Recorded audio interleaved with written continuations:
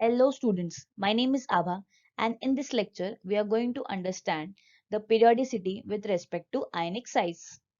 अब ionic size के respect में trend समझने से पहले हमें समझना पड़ेगा कि ions exactly क्या होते हैं. ठीक है, अब ions बनते कैसे हैं? Ions are either formed due to a loss of an electron or by a gain of an electron.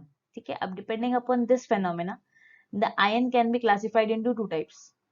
एक होता है कैटायन और दूसरा होता है एनायन. ठीक है, अब अगर आयन के ऊपर पॉजिटिव चार्ज आता है तो उसे हम कहते हैं कैटायन, और अगर एक आयन के ऊपर नेगेटिव चार्ज आता है तो हम उसे कहते हैं एनायन. ठीक है, अब हमने अपने प्रीवियस स्टैंडर्ड्स में पढ़ा हुआ है कि मेटल्स जो होते हैं उनकी टेंडेंसी होती है टू लूज इलेक्ट्रॉन. ठीक है, अब अगर मेटल्स इलेक्ट्रॉन को लूज कर रहे हैं, मतलब जाहिर सी बात है कि जो वो आयंस बनाएंगे उसके ऊपर चार्ज क्या आएगा? पॉजिटिव. मतलब metals they have a tendency to form cations. ठीक है, अब मान लो हमने एक मेटल लिया हुआ है which is represented by M.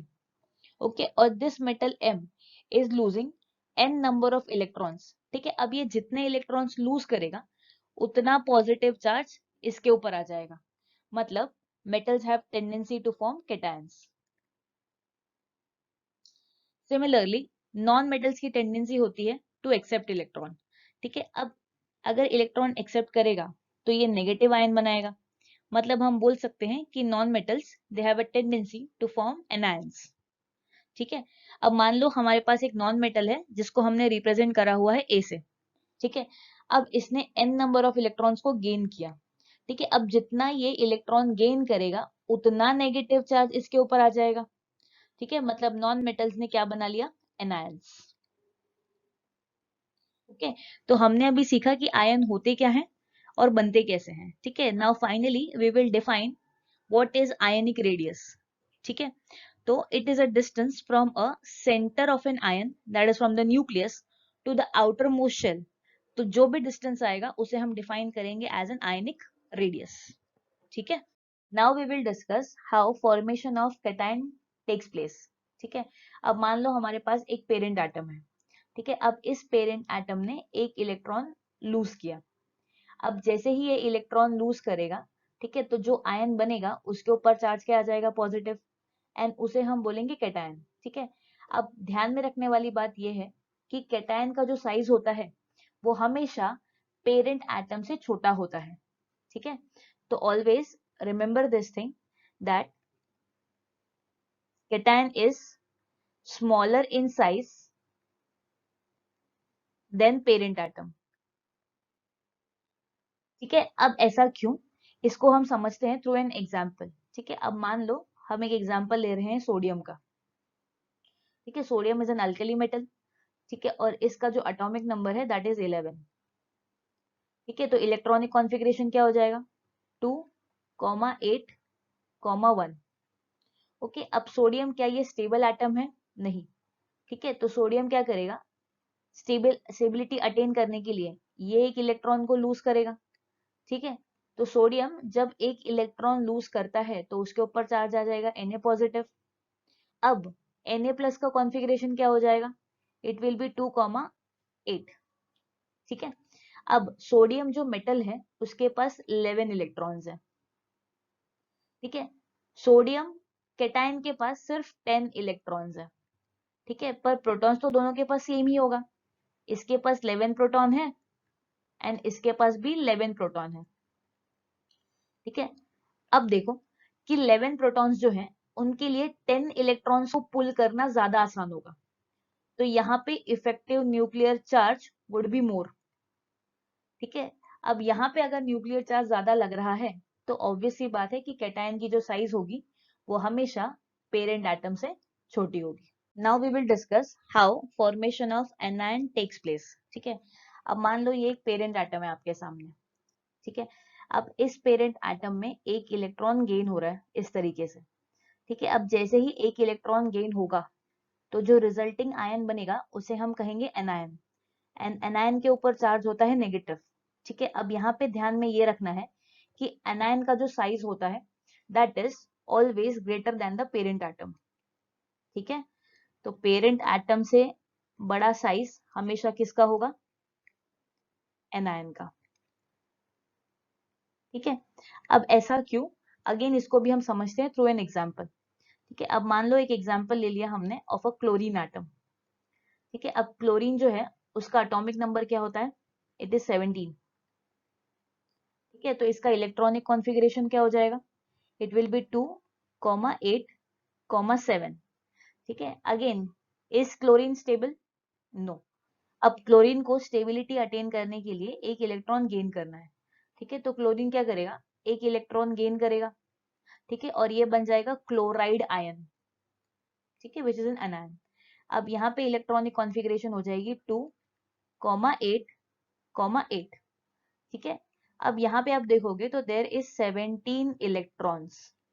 ठीक है, एंड यहाँ पे देयर आर 18 इलेक्ट्रॉन्स। ठीक है, अब जितने इलेक्ट्रॉन्स बढ़ेंगे उतना इंटर इलेक्ट्रॉनिक रिपल्शन भी बढ़ेगा।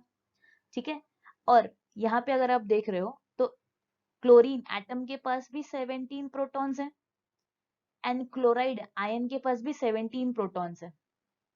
ठीक है, अब सिंस इलेक्ट्रॉन्स की नंबर बढ़ गई है, ठीक है, तो 17 प्रोटॉन्स के लिए 18 इलेक्ट्रॉन्स को पुल करना विल बिकम वेरी डिफिकल्ट। ठीक है, और as a result of which the nuclear charge will decrease. ठीक है, so ionic size will increase. ठीक है, now we will discuss what are the trends with respect to ionic size. ठीक है, across the period and down the group. पहले discuss करेंगे कि across the period क्या हो रहा है। ठीक है, अब across the period atomic number तो इंक्रीज होता है। ठीक है, बट एक पीरियड में जितने भी एलिमेंट होते हैं सबके पास नंबर ऑफ शेल सेम ही रहता है। ठीक है, मतलब अगर आप लेफ्ट टू राइट जाओगे एक पीरियड में तो as per the general trend ionic size decreases. ठीक है, अब देखते हैं डाउन द ग्रुप क्या हो रहा है। अब डाउन द ग्रुप भी एटॉमिक नंबर इंक्रीज होता है। ठीक है, बट यहाँ पे नंबर ऑफ शेल्स भी इंक्रीज होते हैं। ठीक है, तो as a result of which the ionic radius down the group increases. ठीक है, this is as per the general trend. Alright, now we will compare the size between cation, anion and the parent atom. ठीक है, तो हमेशा anion का जो size होता है वो पेरेंट एटम से बड़ा होता है। ठीक है, और पेरेंट एटम का साइज जो होता है वो हमेशा कैटायन से बड़ा होता है। ठीक है, अब मान लो अगर आपको एक क्वेश्चन दिया हुआ है। ठीक है, आपको I माइनस दिया गया है, I दिया गया है एंड I प्लस दिया गया है। ठीक है, अब आपको कंपेयर करना है इनकी साइज। तो आप ऑर्डर कैसे डिसाइड करोगे। ठीक है, अब पहली बात, ये जो कैटायन है और एनायन है और पेरेंट एटम है ये सारे एक ही एलिमेंट के हैं। ठीक है, ये है anion, this is parent atom and this is cation. ठीक है, तो we know that parent atom is always smaller than the anion, but parent atom is always larger than the cation. So order will be I minus greater than I, which is in turn greater than I plus. अब हम समझेंगे what are isoelectronic species. ठीक है, तो isoelectronic species are the ones in which there are same number of electrons. ठीक है, अब isoelectronic species पे आपको एक क्वेश्चन दे दिया जाएगा। ठीक है, अब मान लो आपको एक ऐसा क्वेश्चन दिया हुआ है, आपको सेट ऑफ आयंस दिए हुए हैं और आपको इनके साइज को कंपेयर करने कहा गया है। ठीक है, या तो आपको क्वेश्चन पूछ सकते हैं कि इन आयंस में से कौन सा आयन सबसे लार्जेस्ट साइज होगा एंड कौन से आयन का सबसे स्मॉलेस्ट साइज होगा। ठीक है, तो आप इस क्वेश्चन को सॉल्व कैसे करेंगे वो हम यहाँ पे डिस्कस कर लेते हैं। ठीक है, अब मान लो हमारे पास ये सारी स्पीशीज थी। ठीक है, अब इन सब के हम एटॉमिक नंबर्स लिख लेते हैं। ठीक है, तो नाइट्रोजन का एटॉमिक नंबर कितना है, 7, ऑक्सीजन का 8, फ्लोरीन का 9, सोडियम का 11, मैग्नीशियम का 12, एल्यूमिनियम का 13। ठीक है, और इन सारे स्पीशीज में नंबर ऑफ इलेक्ट्रॉन्स काउंट कर लेते हैं। ठीक है, अब नाइट्रोजन का एटॉमिक नंबर 7 है। ठीक है, और उसने 3 इलेक्ट्रॉन गेन किए तभी उसके ऊपर -3 चार्ज आया है। ठीक है, तो इसके पास टोटल इलेक्ट्रॉन कितने हो गया, 10। ठीक है, सिमिलरली ऑक्सीजन का एटॉमिक नंबर इज 8। ठीक है, और इसके ऊपर -2 का चार्ज है, मतलब इसने भी 2 इलेक्ट्रॉन गेन करा हुआ है। ठीक है, अब जैसे ही ये 2 इलेक्ट्रॉन गेन करेगा इसके पास भी नंबर ऑफ इलेक्ट्रॉन हो जाएंगे 10। ठीक है, सिमिलरली फ्लोरीन के पास देर आर 9 इलेक्ट्रॉन्स, जैसे ही वो एक इलेक्ट्रॉन गेन करेगा, ठीक है, फ्लोराइड आयन बनने के लिए, तो उसके पास भी 10 इलेक्ट्रॉन्स हो जाएंगे। Similarly sodium is having an atomic number of 11। ठीक है, अब जैसे ही वो इलेक्ट्रॉन लूज करेगा तो उसके ऊपर चार्ज आ जाएगा Na+ एंड उसके पास there are 10 number of electrons. ठीक है, मैग्नीशियम के पास एटॉमिक नंबर होता है 12। अब जैसे ही ये 2 इलेक्ट्रॉन को लूज करेगा चार्ज आ जाएगा 2+, मतलब इसके पास भी 10 इलेक्ट्रॉन है। सिमिलरली एल्यूमिनियम जो है एटॉमिक नंबर कितना है 13। ठीक है, अब जैसे ही ये 3 इलेक्ट्रॉन को लूज करेगा उसके पास भी इलेक्ट्रॉन कितने बचेंगे 10। ठीक है, तो these all the species which are given to us they are isoelectronic species. ठीक है, अब इन सारी स्पीशीज के लिए हम इलेक्ट्रॉन टू प्रोटॉन का रेशियो निकालेंगे। ठीक है, अब जितना ज्यादा इलेक्ट्रॉन टू प्रोटॉन का रेशियो होगा, ठीक है, उतना ज्यादा इनका आयनिक रेडियस होगा। ठीक है, तो क्या ऑर्डर में मिलेगा हमें, that nitride ion is greater than oxide, oxide is greater than fluoride, fluoride is greater than sodium, sodium is greater than magnesium and magnesium is greater than aluminium. अब iso electronic species पे एक और example discuss कर लेते हैं। ठीक है, तो we have been asked to compare the size between phosphide ion, sulphide ion, chloride ion, potassium ion and calcium ion. ठीक है, तो अगेन हम सेम चीज करेंगे, पहले सबके लिए एटॉमिक नंबर्स लिख लेंगे। ठीक है, तो फॉस्फोरस का एटॉमिक नंबर होता है 15, सल्फर का 16, क्लोरीन का 17, पोटेशियम का 19 एंड कैल्शियम का 20। ठीक है, एंड अगेन आपको क्या करना है, सब में नंबर ऑफ इलेक्ट्रॉन्स काउंट करने हैं। ठीक है, अब फॉस्फोरस के पास पहले से 15 इलेक्ट्रॉन्स है। ठीक है, और इसके ऊपर चार्ज आया 3- का, मतलब इसने 3 इलेक्ट्रॉन गेन किया है। तो now the number of electrons in phosphide ions are 18। ठीक है, सिमिलरली सल्फर के पास 16 इलेक्ट्रॉन पहले से हैं, अब 2- का चार्ज आया, मतलब 2 इलेक्ट्रॉन गेन किए। ठीक है, तो टोटल हो गए 18 इलेक्ट्रॉन्स। अगेन क्लोरीन के पास देयर आर 17 इलेक्ट्रॉन्स, एक माइनस का चार्ज आया, मतलब इसके पास भी टोटल 18 इलेक्ट्रॉन्स हो गए। ठीक है, पोटेशियम के पास देयर आर 19 इलेक्ट्रॉन्स, एक इलेक्ट्रॉन लूज किया तो हो गए टोटल 18 इलेक्ट्रॉन्स। सिमिलरली कैल्शियम के पास देयर आर 20 इलेक्ट्रॉन्स, चार्ज आया 2 पॉजिटिव का, मतलब 2 इलेक्ट्रॉन लॉस हुए, तो टोटल हो गए 18 इलेक्ट्रॉन्स। ठीक है, तो सारे जितने ही स्पीशीज हमको दिए गए हैं सबके पास देयर आर 18 इलेक्ट्रॉन्स, मतलब we can say that all the species given to us are isoelectronic. ठीक है, अगेन अपने को क्या करना है, पहले सबके इलेक्ट्रॉन टू प्रोटॉन का रेशियो निकालना है। ठीक है, अब जितना ज्यादा इलेक्ट्रॉन टू प्रोटॉन का रेशियो होगा उतना साइज बड़ा होगा। ठीक है, और जितना इलेक्ट्रॉन टू प्रोटॉन रेशियो कम होगा उतना आयनिक साइज कम होगा। ठीक है, तो सबसे ज्यादा जो इलेक्ट्रॉन टू प्रोटॉन का रेशियो है वो मिलेगा फॉस्फाइड के लिए, followed by sulphide, then chloride, followed by for potassium and then for calcium. So this is the order for this isoelectronic species. ठीक है, अब हम एक नेक्स्ट एग्जांपल डिस्कस कर लेते हैं। ठीक है, तो हमें कंपेयर करना है size between Al+, Al2+, Al3+। ठीक है, so these all are the ions of the same element. ठीक है, तो अगेन क्या करेंगे, पहले हम इसके एटॉमिक नंबर्स लिख लेंगे। अब ये सारे जो एटम्स हैं, ठीक है, ये किसके हैं, एल्यूमिनियम के हैं। ठीक है, तो सबका एटॉमिक नंबर सेम होगा, इट विल बी 13। ठीक है, अब ये बना कैसा है, ये प्रोसेस ये डिस्कस कर लेते हैं हम। ठीक है, अब Al है, अब Al ने अगर एक इलेक्ट्रॉन लूज किया, ठीक है, तो after losing of 1 electron it will gain 1 positive charge. ठीक है, अब जैसे ही एक इलेक्ट्रॉन और लॉस होगा तो चार्ज आ जाएगा Al2+ का, एंड एक और इलेक्ट्रॉन लूज होने के बाद चार्ज आ जाएगा Al3+। ठीक है, अब देख लेते हैं नंबर ऑफ इलेक्ट्रॉन्स कितने हैं। ठीक है, जो एल्यूमिनियम है उसके पास 13 इलेक्ट्रॉन्स हैं।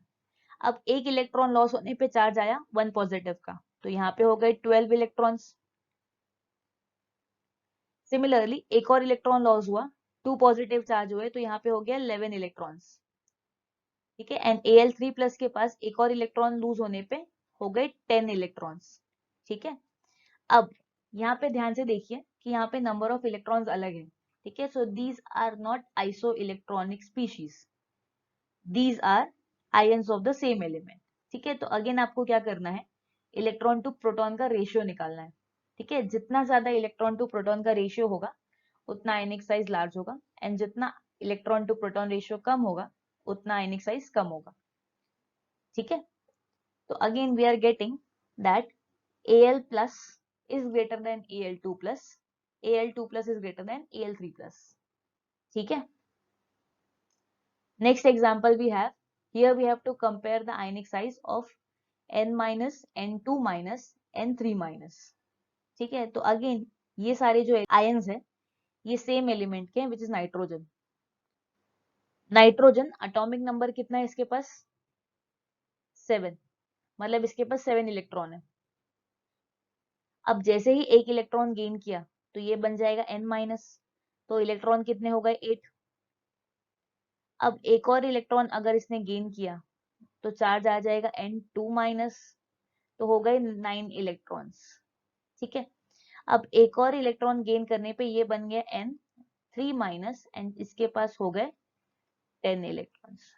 ठीक है, तो again the number of electrons are different, so these are not isoelectronic species. ठीक है, these all are ions of same element. ठीक है, तो अब हम अगेन इलेक्ट्रॉन टू प्रोटॉन का रेशियो निकालेंगे और कंपेयर करेंगे। ठीक है, तो नाइट्राइड आयन N3 माइनस की साइज N2 माइनस से ज्यादा होगी। ठीक है, और N2 माइनस की साइज N माइनस से ज्यादा होगी। ठीक है, तो अब बेसिकली हमने कंक्लूड क्या किया कि जितना कैटायन पे चार्ज इंक्रीज होगा, ठीक है, उसकी साइज उतनी ही डिक्रीज होगी। ठीक है, सिमिलरली हम एनायन के बारे में क्या कह सकते हैं? ठीक है, कि जितना एनायन के ऊपर चार्ज इंक्रीज होगा उतना उसका साइज भी इंक्रीज होगा। अब हम डिस्कस करेंगे आयनिक रेडिया, ठीक है, इन देयर हाइड्रेटेड फॉर्म, और जो ट्रेंड हम डिस्कस करने वाले हैं that is down the group. ठीक है, तो अब ये जो डिस्कशन है हम एक एग्जाम्पल के साथ स्टार्ट करते हैं। ठीक है, मान लो हमने ग्रुप 1 का एग्जाम्पल लिया। ठीक है, तो ग्रुप 1 क्या होते हैं? अल्केली मेटल्स होते हैं। ठीक है, तो कौन से मेटल्स हैं यहाँ पे? There is lithium, there is sodium, there is potassium, there is rubidium, there is caesium and there is francium.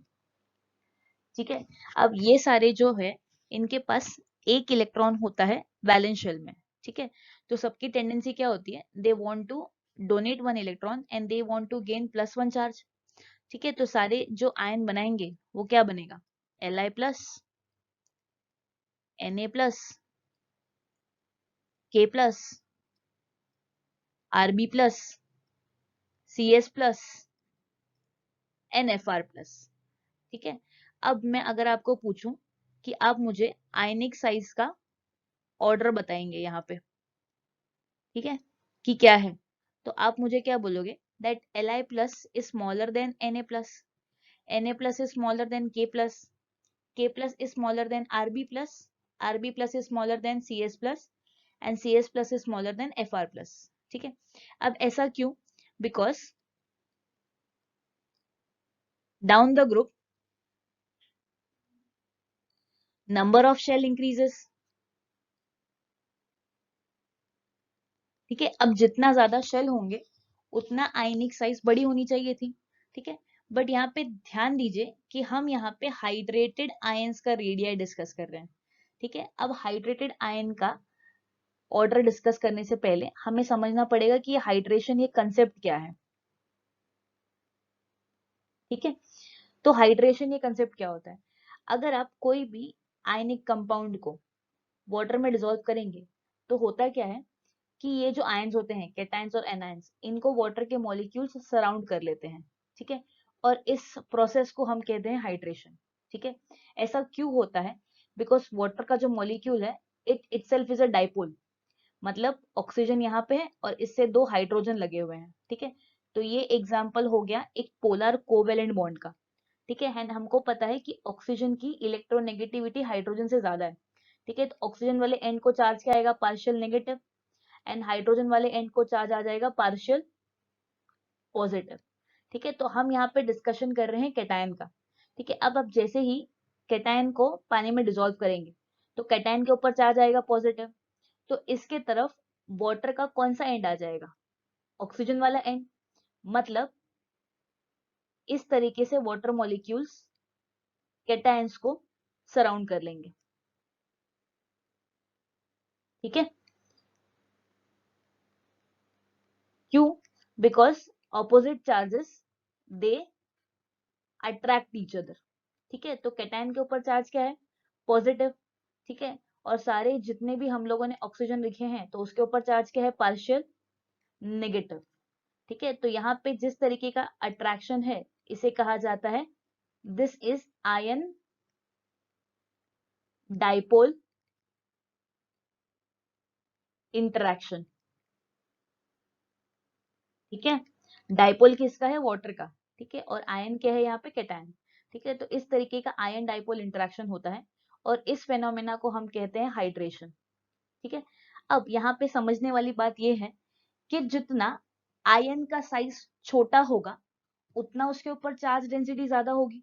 ठीक है, अब मान लो अगर हमारे पास कैटायंस है, एक ये कैटायन है, ठीक है, इससे थोड़ा सा बड़ा ये एक कैटायन है, अगेन इससे थोड़ा सा और एक बड़ा एक कैटायन है। ठीक है, फिर अगेन एक और कैटायन है जिसकी साइज और बड़ी है। ठीक है, अब जितना कैटायन का साइज इंक्रीज होगा, ठीक है, उतना उस पे चार्ज डेंसिटी कम होगी।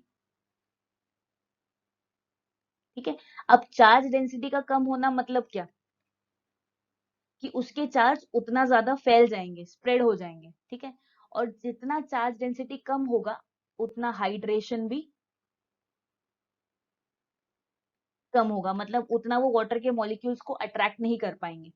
ठीक है, तो हमारे यहाँ पे समझने वाली बात ये है कि जितना आयन का साइज स्मॉल है, ठीक है, उतना उसके ऊपर चार्ज डेंसिटी ज्यादा होगी और उतना वाटर के मॉलिक्यूल्स उसको सराउंड करेंगे एंड उतना ज्यादा वो हाइड्रेशन दिखाएगा। ठीक है, एंड उतना ही उसके हाइड्रेटेड आयन का रेडियस ज्यादा होगा। ठीक है, तो अगर आपको हाइड्रेटेड आयन का ऑर्डर पूछा है तो आपको पता है कि Li+ जो है, Li+ का साइज सबसे छोटा है। ठीक है, अब Li+ का अगर साइज सबसे छोटा है तो उसके ऊपर चार्ज डेंसिटी सबसे ज्यादा होगी। अब अगर चार्ज डेंसिटी ज्यादा है तो उसको ज्यादा number of water molecule surround करेंगे and as a result of which उसका जो हाइड्रेटेड आयन बनेगा उसका साइज सबसे ज्यादा होगा। ठीक है, एंड जितना आप नीचे की तरफ जाओगे उतना हाइड्रेशन का एक्सटेंट कम होते जाएगा एंड हाइड्रेटेड आयन का रेडियाई भी कम होता जाएगा। ठीक है, अब आपको ना कुछ चीजों का ध्यान रखना होगा। ठीक है, पूरे पीरियोडिक टेबल में अगर आपको पूछा जाएगा कि लार्जेस्ट कैटायन कौन सा है तो आप बोलेंगे इट इज ऑफ सीजियम। ठीक है, फ्रांशियम नहीं बोलेंगे बिकॉज वो रेडियो एक्टिव होता है तो वो काफी अनस्टेबल होता है। ठीक है, स्मॉलेस्ट कैटायन होगा H+ का, H पॉजिटिव का। ठीक है, लार्जेस्ट एनायन अगर पूछा जाएगा तो it is of iodide, I-। ठीक है, एंड स्मॉलेस्ट एनायन अगर आपको पूछा जाएगा तो आप लिखेंगे H-। ठीक है, तो that was with respect to ionic radii. Thank you so much.